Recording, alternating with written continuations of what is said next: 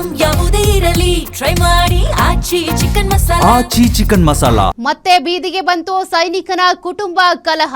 ಊರ ಹಬ್ಬದ ವಿಚಾರವಾಗಿ ತಂದೆ ಮಗಳ ಮಧ್ಯೆ ಮತ್ತೆ ಜಗಳ. ಊರ ಹಬ್ಬ ಆಚರಿಸುವುದಕ್ಕೆ ಮನೆಯೊಳಗೆ ಪ್ರವೇಶಕ್ಕೆ ನಿರಾಕರಣೆಯ ಆರೋಪ ಕೇಳಿಬಂದಿದೆ.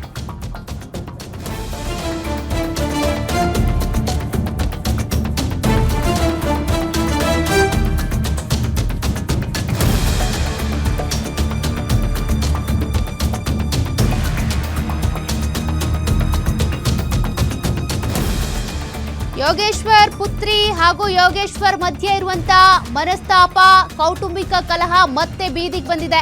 ಪುತ್ರಿ ನಿಶಾ ಯೋಗೇಶ್ವರ್ ಆರೋಪಕ್ಕೆ ಶಾಸಕ ಸಿಪಿ ಯೋಗೇಶ್ವರ್ ಸ್ಪಷ್ಟನೆ ಕೂಡ ಕೊಟ್ಟಿದ್ದಾರೆ.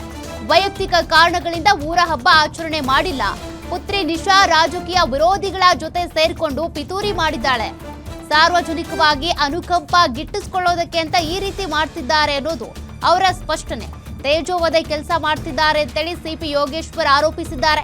ಮೊದಲ ಪತ್ನಿ ನನ್ನಿಂದ ವಿಚ್ಛೇದನ ಪಡೆದು 25 ವರ್ಷಗಳೇ ಆಗಿವೆ. ನನಗೂ ಅವರಿಗೂ ಯಾವ ಸಂಬಂಧವೂ ಇಲ್ಲ ಅಂದಿದ್ದಾರೆ. ಈ ಹಿಂದೆಯೇ ಮಗಳಿಗೆ ಮದುವೆ ಮಾಡೋದಕ್ಕೆ ಎಲ್ಲ ತಯಾರಿ ಮಾಡಿದ್ದೆ, ಆದ್ರೆ ಅವರ ತಾಯಿ ಮತ್ತು ಮಗಳು ಸ್ಪಂದಿಸಿಲ್ಲ ಅಂತೇಳಿ ಸೈನಿಕ ಕ್ಲಾರಿಟಿ ಕೊಟ್ಟಿದ್ದಾರೆ. ದೀಪಾಲಂಕಾರ ಆಗಿದೆ. ಮಧ್ಯಾಹ್ನದಿಂದ ತಿಲ್ಲೆ ಕಾಯ್ತಾ ಇದ್ದೀವಿ. ಕಾಯ್ದು ಸಾಕಾಯ್ತು. ಊರೆಲ್ಲ ದೀಪಾಲಂಕಾರ ಆಗಿದೆ.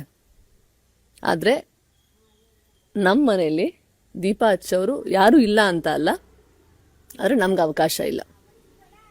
ಇದನ್ನು ತಡ್ಕೊಳ್ಳೋಕ್ಕಾಗದೆ ನಾನು ಸ್ಟೇಜ್ ಹತ್ರ ಹೋದೆ. ನಮ್ಮ ತಂದೆಯವ್ರನ್ನ ಕೀ ಕೇಳೋಣ ಅಂತ.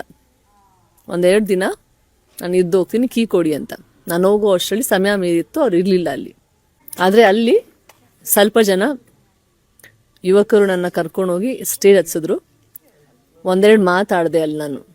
ಇವತ್ತು ಹೌದು, ನಾನು ಆಚೆ ಕೂತ್ಕೊಂಡು ಮನೆ ಒಳಗಡೆ ಹೋಗೋಕ್ಕಾಗದೆ ನಾನು ಹಬ್ಬನ ಆಚರಿಸ್ತಾ ಇದ್ದೀನಿ. ಪರವಾಗಿಲ್ಲ, ನನ್ನ ಹೋರಾಟ ಮುಂಚೆಯಿಂದನೂ ಇದೆ, ಇನ್ನು ಮುಂದೆ ನಡೆಯುತ್ತೆ. ಬಟ್ ಸದಾ ನಾನು ಇಲ್ಲಿ ಕೂತ್ಕೊಳ್ಳೋಕ್ಕಾಗಲ್ಲ. ನನಗೆ ಎಲ್ಲಿಂದ ಶಕ್ತಿ ಬಂತು ಅಂತ ಅಂದರೆ, ಇವತ್ತು ಇಲ್ಲಿ ಕೂತಿದ್ದಾಗ ಎಷ್ಟೊಂದು ಜನ ಬಂದು ನಾನು ಮಾತಾಡ್ಸಿದ್ರು, ನನಗೆ ಶಕ್ತಿ ಕೊಟ್ಟರು, ಧೈರ್ಯ ಕೊಟ್ಟರು. ಅಲ್ಲೋದಾಗ ಸ್ಟೇಜ್ ಹಚ್ಚಿದ್ರು. ನೀವು ನನ್ನ ಮನಸ್ಸನ್ನು ಅರ್ಥ ಮಾಡ್ಕೊಂಡಿದ್ದೀರಾ, ನನ್ನ ಪರಿಸ್ಥಿತಿ ನಾನು ತಿಳ್ಕೊಂಡಿದ್ದೀರಾ, ನನ್ನ ಕಷ್ಟಗಳನ್ನ ಹಂಚ್ಕೊಳ್ತಾ ಇದ್ದೀರಾ. ನನಗೆ ಇನ್ನಷ್ಟು ಧೈರ್ಯ ಮತ್ತು ಶಕ್ತಿ ಕೊಡಿ. ನನ್ನ ಹೋರಾಟ, ನಮ್ಮಿಬ್ಬರ ಹೋರಾಟ, ಇಲ್ಲ ನನ್ನ ತಾಯಿನೂ ಇದ್ದಾರೆ ಇದರಲ್ಲಿ. ಆದರೆ ಈ ಪರಿಸ್ಥಿತಿ, ವಿಚ್ಛೇದನ ಪಡೆದು ಸುಮಾರು 25 ವರ್ಷಗಳೇ ಕಳೆದಿದೆ. ಅವಳಿಗೂ ನನಗೂ ಯಾವುದೇ ಸಂಬಂಧವಿರುವುದಿಲ್ಲ. ಆದರೆ ಇತ್ತೀಚಿನ ದಿನಗಳಲ್ಲಿ ನಿಶಾ ಅವಳ ತಾಯಿಯ ಜೊತೆಗೂಡಿ ತೊಂದರೆ ಕೊಡ್ತಾ ಇದ್ದಾಳೆ. ನಿಶಾ ನನ್ನ ವಿರೋಧಿಗಳ ಜೊತೆಗೂಡಿ ರಾಜಕಾರಣದ ದುರುದ್ದೇಶದಿಂದ, ಚುನಾವಣಾ ಸಂದರ್ಭದಿಂದ ಹಿಡಿದು ಇಲ್ಲಿಯವರೆಗೂ ನನ್ನ ಮೇಲೆ ಇಲ್ಲ ಸಲ್ಲದ ಆರೋಪ ಮಾಡುತ್ತಿರುವುದನ್ನು ನೀವು ಗಮನಿಸಿರುತ್ತೀರಿ. ಇದರ ಮುಖಾಂತರ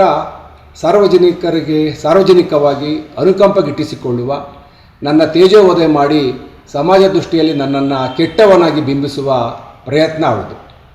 ಸಾರ್ವಜನಿಕ ಬದುಕಿನಲ್ಲಿ ಕಳೆದ 30 ವರ್ಷಗಳಿಂದ ಹಲವಾರು ರಾಜಕೀಯ ಏಳುಬೀಳುಗಳ ನಡುವೆ ಜನಸೇವೆಗೆ ನನ್ನನ್ನು ನಾನು ಅರ್ಪಿಸಿಕೊಂಡಿದ್ದೇನೆ. ಜೊತೆಗೆ ಮಕ್ಕಳ ವಿಚಾರದಲ್ಲಿ ಒಬ್ಬ ಜವಾಬ್ದಾರಿಯುತ ತಂದೆಯಾಗಿ ನನ್ನ ಕರ್ತವ್ಯವನ್ನು ನಾನು ಮಾಡಿದ್ದೇನೆ. ನನ್ನ ಮಗಳ ಮದುವೆಯ ಪ್ರಯತ್ನದಲ್ಲಿ ಅವಳ ಮತ್ತು ಅವಳ ತಾಯಿಯ ಸಹಕಾರ ಸಿಗಲಿಲ್ಲ. ಆದರೆ ಅವಳು ಹರಡುತ್ತಿರುವ ಒಳ್ಳರಂಜಿತ, ಕಪೋಲ ಕಲ್ಪಿತ ಸುಳ್ಳು ಸುದ್ದಿಗಳಿಗೆ